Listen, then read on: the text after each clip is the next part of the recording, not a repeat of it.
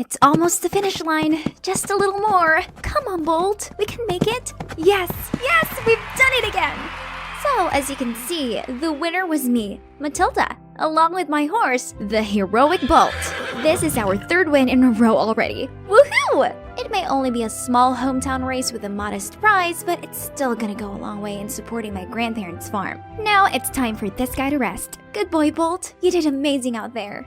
A 16-hand stallion, healthy, glossy coat, and a well-mannered temperament. Geez, the horse dealers even follow me home now? I took a handful of hay, spun around, and hurled it at him. Go away! I don't want your stinking money. Bolt is not for sale. Right at that moment, my grandpa appeared. Matilda, that is no way to speak to our guest of honor.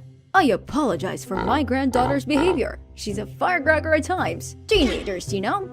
Anyway, it's dinner time. Please join us for a home-cooked meal right this way. Huh? Guest of honor? Who could he be? Oh my god. It turns out the man was none other than Mr. Allen, the chairman of Allstellar Inc. Corp., the annual sponsor of my family's farm. I turned beet red and apologized profusely for being so rude to him. No problem, kiddo. I like your spirit. I thought it'd be a good idea to check out the farm I'm sponsoring, and I stumbled upon the racing tournament. Oh boy, you sure can race, can't you, girl? Not many can handle a wet track at that speed.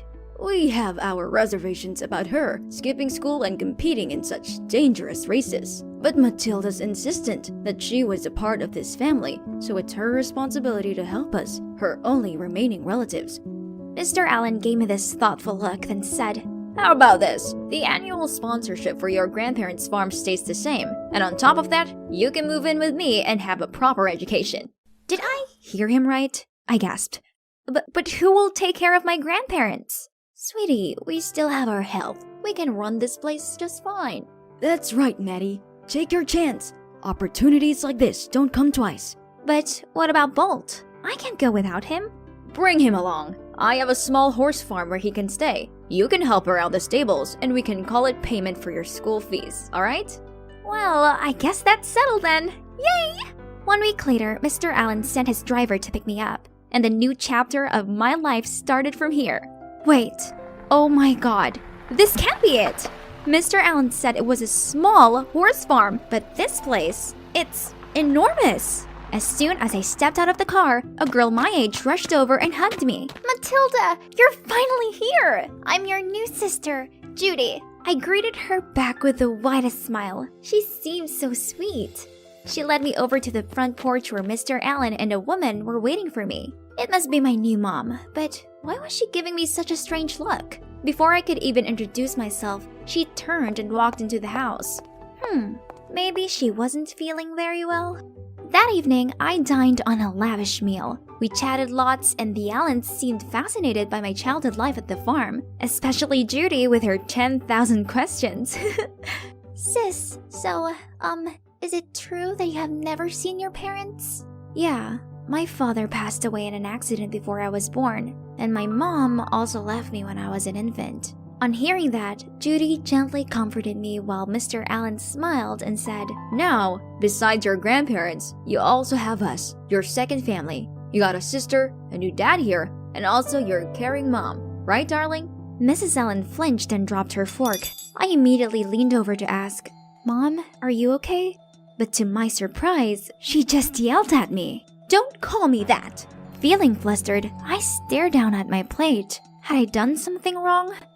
Over the following days, I tried my best to get closer to Mom, but I was always met with coldness in return. One time, seeing Mrs. Allen was resting outside, I brought her an iced coffee. But as soon as she saw me coming over, she placed her hat over her face, pretending to be asleep.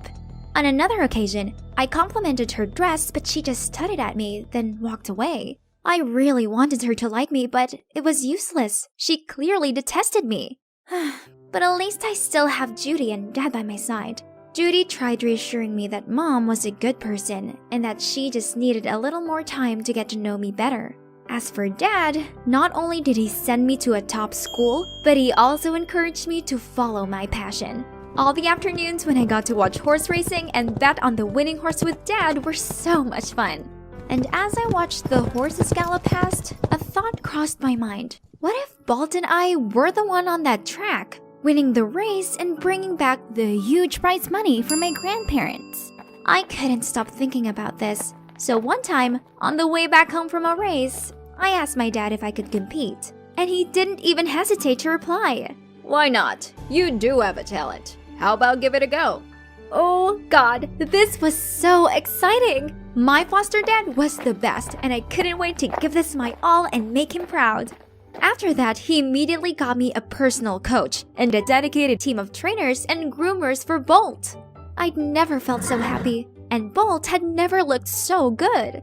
Everything was great, except that Mrs. Allen still seemed to have an issue with me. Every time I packed for practice, she always frowned and muttered stuff under her breath. Maybe she's irritated about the fact that an adopted child like me was receiving much more than I deserved, or something. But anyway, whether she liked it or not, with my talent, I'll quickly rise to be a brilliant rookie.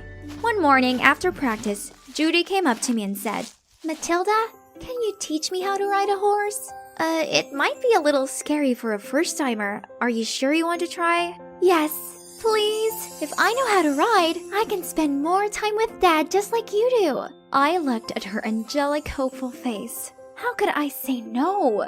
So I helped her onto Bolt and taught her how to hold the reins and do a few commands. It went smoothly at first, but suddenly Mrs. Allen came out of nowhere and shouted, "What are you doing? Judy, come down right now." Startled, Judy misjudged her movements and tumbled off Bolt. As we both rushed over to check on her, Mrs. Allen pushed me aside, which caused me to fall onto my butt. "Do you know how important legs are to a ballet dancer?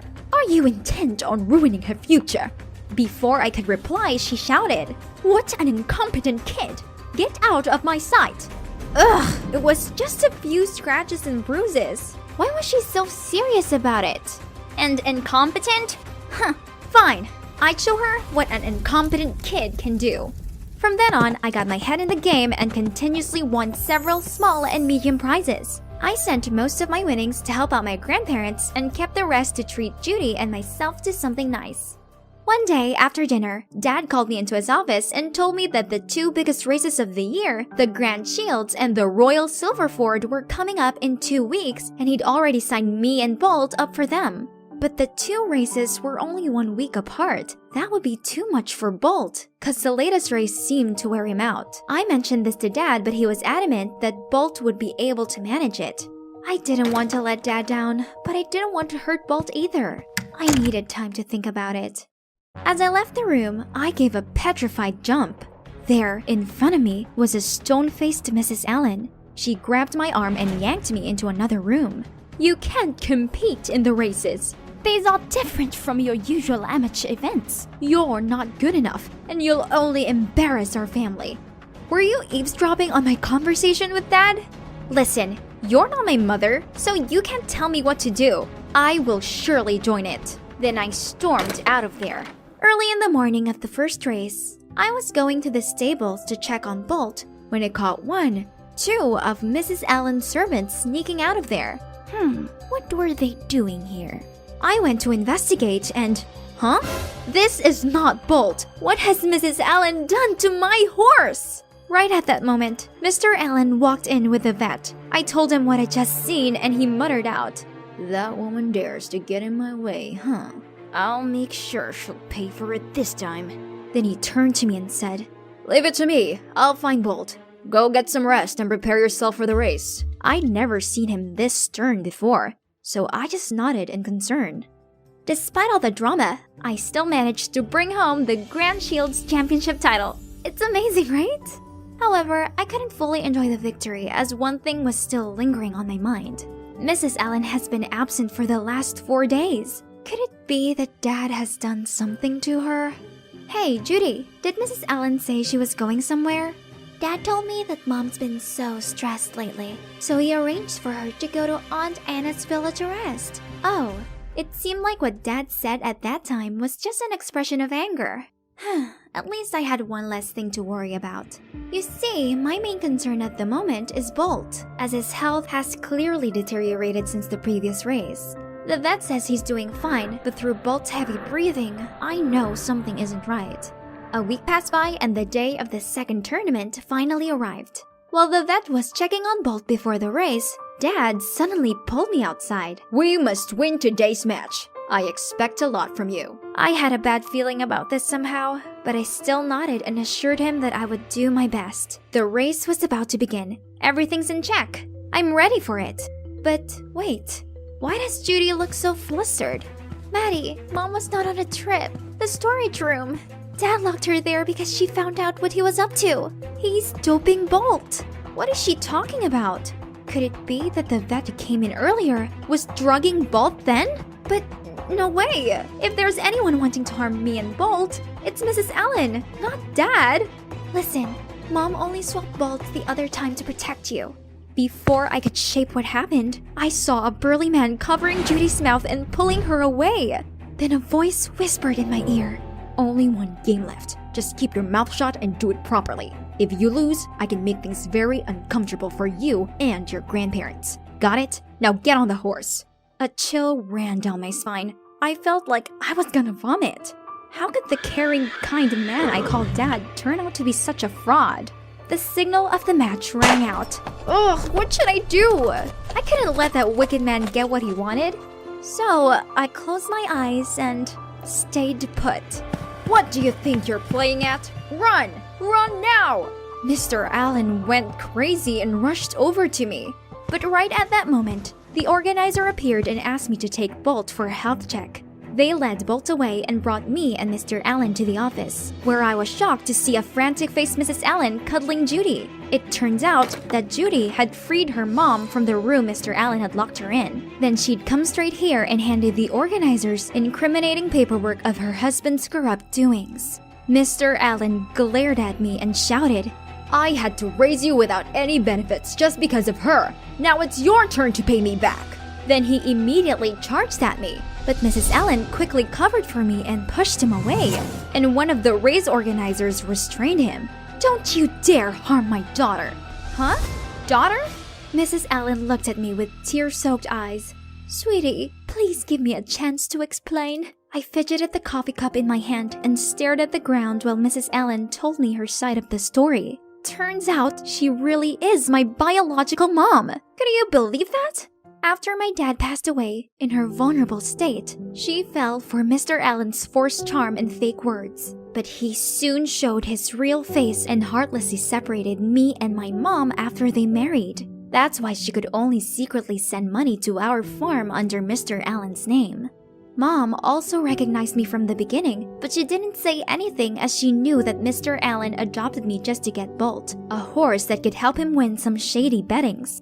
If I knew the truth and rebelled against him, he would harm me.